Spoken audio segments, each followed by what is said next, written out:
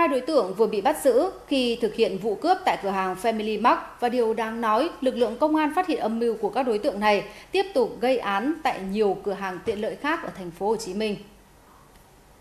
Phòng Cảnh sát hình sự Công an thành phố Hồ Chí Minh cho biết vừa phối hợp với Công an phường Vườn Lài bắt giữ hai đối tượng cướp nguy hiểm là Trần Quốc Anh sinh năm 2004 và Lê Hoàng Nam sinh năm 2006. Trước đó vào lúc 3 giờ 30 phút rạng sáng ngày 22 tháng 11, hai đối tượng này đã thực hiện vụ cướp táo tợn tại cửa hàng Family Mart trên đường Vĩnh Viễn, phường Vườn Lài. Sau khi uy hiếp nhân viên, chúng chiếm đoạt 3,5 triệu đồng. Sau khi tiếp nhận trình báo, công an nhanh chóng vào cuộc truy xét. Chỉ sau 2 ngày xảy ra vụ án, lực lượng trinh sát đã phục kích bắt giữ Anh và Nam khi cả hai lẩn trốn tại một phòng trọ trên đường Quang Trung, phường An Hội Tây, thành phố Hồ Chí Minh.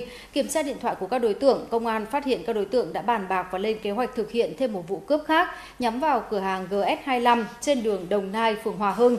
Cả hai đã khai nhận toàn bộ hành vi.